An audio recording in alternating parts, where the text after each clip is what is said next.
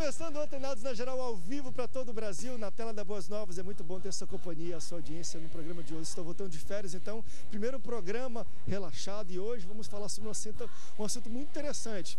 Dar um título aqui, que não sei se eu devo, mas falar assim, olha, santo de casa não faz milagre. Sabe quando nós vamos para uma igreja, mas nós não valorizamos o nosso pastor local? E aí estamos lá na igreja, ele ensina, está no dia a dia, aconselha, aí tem às vezes um culto, enfim, um congresso de prosperidade, de cura, de milagres. Em outra igreja, a gente vai para outra igreja, deixa de ir para a nossa igreja antes. Às vezes existe uma certa, não vou falar a palavra infidelidade, mas parece que é isso, né? Ali é forte, aquele pastor tem uma oração, então se eu preciso às vezes de um milagre ou alguém está doente, eu não vou procurar mais o meu pastor, eu procuro aquele pastor que é conhecido por curas e milagres. Isso é errado, é correto? Vamos falar um pouco sobre essa ética também pastoral de lidar com membro de outras igrejas, como é que ele recebe, como é que você acha que isso deve acontecer? Para falar um pouco sobre a valorização do pastor local, ele é valorizado ou não pelas pessoas que ali são, né, recebidas por ele. Eu vou receber aqui ele que é pastor da comunidade cristã Bethesda em Itaguaí, ele também é advogado e professor de teologia no seminário CETES, pastor Rivelino Márcio, pastor bem-vindo ao Antenados na Geral. Grande prazer, você entrou de férias, eu também entrei de férias, tem um mês que eu não venho aqui quase, eu estou de férias. Eu queria mandar aquele abraço lá pro Acre, especialmente ao pastor Aristóteles, eu prometi de mandar um abraço para ele hoje, então estou mandando. André, eu acho que santo de casa faz milagre. Faz milagre, né? Faz. E não conta a vantagem. E não, aí está a grande questão. Acho que aí está a questão desse assunto de hoje. Mas é um prazer estar aqui mais uma vez aqui. Obrigado pela sua presença, pastor Rivelino, aqui no Antenados na Geral. Também recebo ele que é pastor da comunidade cristã Novo Dia, pastor César Carvalho, meu amigo, bem-vindo ao Antenados na Geral. Prazer estar aqui na sua volta, no seu retorno de férias, as merecidas férias que a sua esposa teve, né? Porque o importante é que você não mereceu muito não, mas ela, né? E vamos ver o que vai dar desse tema, dessa conversa sobre o ministério pastoral, a autonomia que algumas pessoas acham que tem no desenvolvimento da sua caminhada, as escolhas particulares, a falta de ética mesmo que campeia no nosso meio. Também precisamos tocar nesse assunto, a questão do próprio pastor, que hoje não milita com a ética mais como deveria. Hoje nós estamos seduzidos pela estética, abandonamos o padrão ético que a Bíblia traz para nós. E a gente vai tratar desses assuntos, vamos ver o que vai dar. Se faz milagre ou não, eu acho que nem é muito a minha... Não, é o jeito às vezes de colocar, porque de fato, se um pastor quer valorizar, né? Se vamos valorizar a imagem do pastor, os pastores têm que valorizar uns aos outros, né? Porque também se não é essa ética, está recebendo pessoas, eu devo contactar ele para entender em que situações essa pessoa veio ou não, e acabam desvalorizando o outro, enfim, né? E às vezes a gente vai falar um pouco sobre muitas situações. Hoje vai ser interessante porque eu tenho aqui, na verdade, muitas perguntas de fato que aconteceram, coisas que aconteceram com os pastores que falaram aqui seus nomes, as suas igrejas, de situações que tem a ver com isso, de um membro vai em volta e sai, é culpa do pastor, é culpa do membro, ou ele não ensina bem, como a gente melhora situações assim.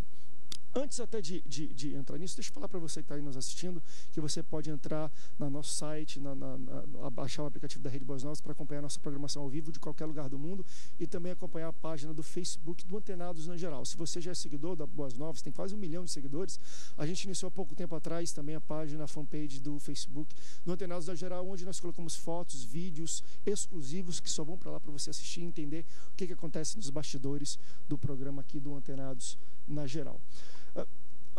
Deixa eu entrar em uma situação aqui que a gente está falando muito sobre como um pastor se sente ou se ele é ou não valorizado. Mas antes disso, eu acho que muitas pessoas não devem ter noção disso, mas eu queria ouvir de vocês. Qual é o sentimento de um pastor, do coração do homem pastor, quando ele trabalha com uma família, recebe, às vezes, a pessoa é convertida ali, ensina um evangelho. Aí tem problema de filho, de filha, de ensinamento, de dinheiro, enfim, de várias situações ele vai tratando, dando tempo, com telefonemas, com aconselhamento, vai ao almoço, convida. E depois, por alguma situação, às vezes boba, essa pessoa deixa de congregar, deixa de visitar aquela igreja, porque às vezes chega uma igreja maior, nova, que tem ar-condicionado, tem um melhor som, um melhor música, um pastor de televisão. Isso atrai muito, querendo ou não, a mídia atrai de alguma maneira, ou tem programa de rádio, ou tem um cantor famoso naquele dia, e em vez de ir para a igreja dele, vai para lá. Isso machuca o coração do homem pastor, quando ele vê que ele deu tanto do tempo dele, da vida dele, energia para uma família, para pessoas, e essas pessoas às vezes não levam isso em conta quando resolvem, vou para outra igreja porque isso aconteceu. Dói? Vocês já foram machucados por situações assim? Bem, vamos lá, eu tenho de consagração pastoral 26 anos. Já passei por muitas circunstâncias desta natureza. Entendo que há liberdade plena para que as pessoas escolham o lugar de congregar. Eu não estou aí para dizer tem que ficar aqui ou tem que ficar ali. Mas há um investimento, muitas vezes, que o pastor faz na vida de alguém. E hoje em dia, se o pastor colocar os olhos na necessidade de gratidão das pessoas para tocar seu ministério, é melhor que ele desista. Porque hoje, se há uma crise, é uma crise de gratidão. Se há uma dor, é uma dor da ingratidão. A gente, de verdade, a gente muitas vezes vai tocar, vai cuidar, vai zelar, mas na hora em que você precisa, no discipulado, dizer algumas verdades, porque discipular não é simplesmente dizer as coisas que a pessoa quer ouvir, mas é muitas vezes dizer aquilo que ela precisa ouvir. Ela precisa ser transformada em algumas áreas. E quando então ela é confrontada numa sociedade que elege o hedonismo como maneira de viver a vida, ou seja, ela assume que só aquilo que dá prazer a ela é legítimo, é certo. E alguém então está sendo um ponto de desequilíbrio nesse prazer que ela vai ter ou não. E esse pastor então diz a verdade, muitas vezes ele é rechaçado. E aí todo o trabalho que ele fez no cuidado é esquecido sumariamente. A gente aprende então a máxima do seguinte: tudo que dá certo na igreja é Deus que faz, tudo que dá errado é o pastor. Então a gente tem que assumir essa máxima e tocar. Mas que dói como ser humano? Claro que dói. Você se desgasta, você aconselha, você perde noites de sono aconselhando, quase que separa manualmente a confusão física de um casal e outro, entre dois irmãos. Depois, simplesmente a pessoa vira para você e diz assim: às vezes nem Deus... vira, né? Às vezes nem vira. Não, às vezes nem vira, mas quando vai, Deus me mandou ir para lá. Você vai brigar com Deus? Não, se Deus mandou, bicho. Aí tem hora que a gente faz a pergunta assim: será que Deus está do meu lado ou está contra mim? O senhor está do meu lado ou está contra mim? O senhor está de brincadeira comigo? É meio complexo, mas faz parte do processo, cara. Eu tenho aprendido, vou deixar claro, vou deixar o pastor Reverendo também falar, mas eu tenho aprendido a celebrar os que estão comigo. Celebro aqueles que estão. Eu celebro quem vai, eu celebro quem está ali, eu celebro quem está comprando a ideia. Eu celebro isso. E tento tirar os olhos daqueles que de alguma maneira, tratam com até certa leviandade essa relação pastor-ovelha. Eu costumo entender que também, às vezes, é um livramento também que você também recebe. Com certeza. Deixa eu tentar explicar, André. Tem algumas famílias que são bons assim para ser seus amigos, não suas ovelhas.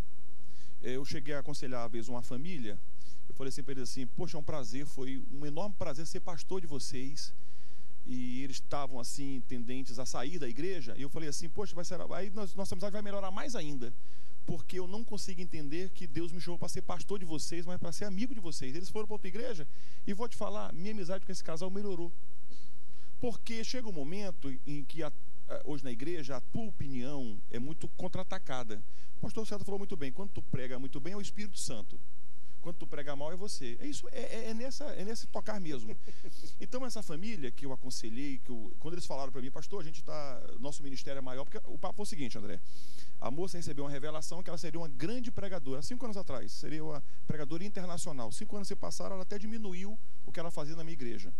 Mas eu entendi, ela falou: pastor, meu ministério é tão grande, mas tão grande, mas tão grande, tão imensurável, que não comporta dentro da sua igreja.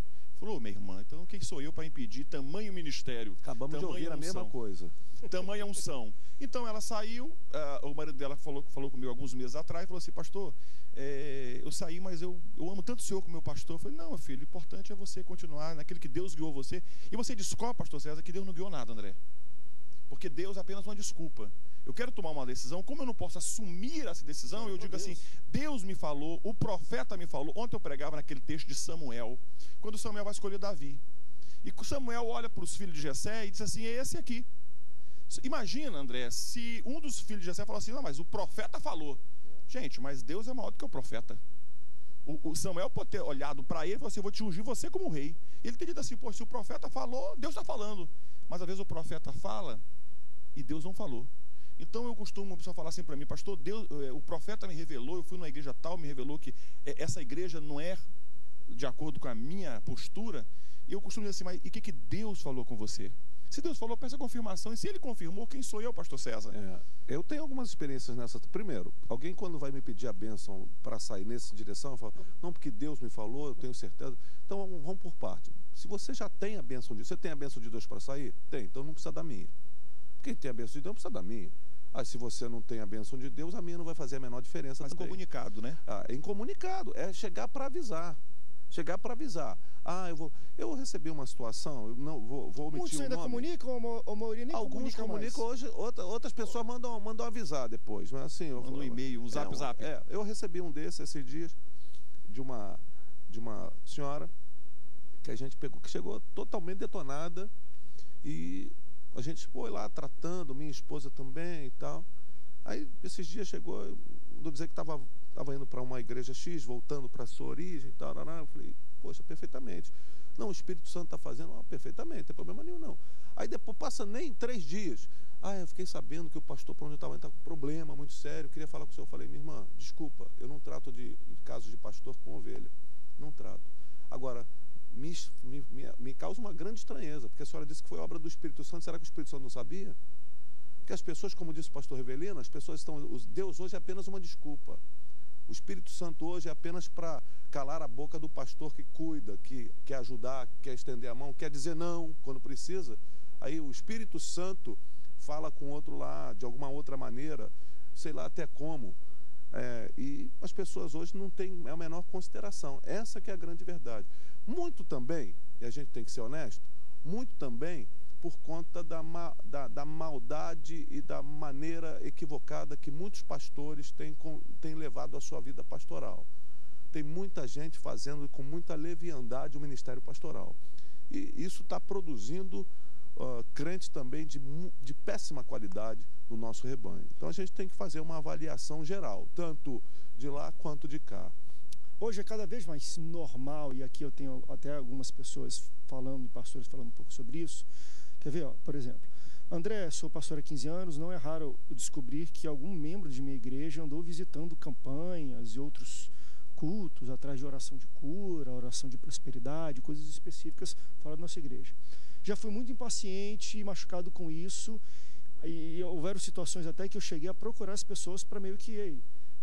para falar por que estava acontecendo. Hoje entendo que isso é uma coisa natural, e minha maneira de tratar essas situações hoje é no púlpito, ou seja, ele entende que ele prega sobre isso. Olha, querido, aqui assim, ele fala sobre o comportamento de um crente de que está aqui e quer um aconselhamento, às vezes vai procurar outro pastor, e às vezes tem um culto de prosperidade e cura lá, tem aqui, mas na nossa igreja também tem, porque lá é mais poderoso. Às vezes é aquilo de, porque fulaninha foi curada lá, existe todo Vocês acham isso hoje algo natural? Vocês entendem isso como algo natural, normal? Ou é uma deturpação? André, estou aqui domingo e segundo, mas no culto de libertação eu vou para aquela outra igreja porque acredito que o ministério daquele pastor é mais forte nesse sentido. Acontece, natural, eu não entendo que seja. Não sei se o pastor César concorda comigo. Natural não é. Eu acho o seguinte, na minha igreja tem um culto domingo, tem um culto quarta-feira, tem um rei de jovens outros dias.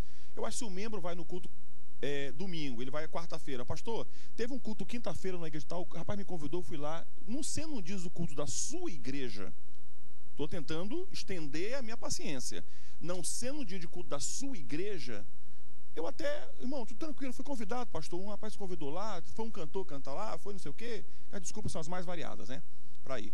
Tudo bem, eu consigo ainda entender. Agora, André, quando você entra no Facebook e você vê a foto, que agora é o seguinte, as igrejas botam foto das campanhas, aí tu tá no Facebook, tu entra lá, André, tá olhando lá, tu vê a foto, aí tu amplia assim um pouquinho assim, tá o membro da tua igreja, no mesmo dia do culto da tua igreja, naquela igreja no culto.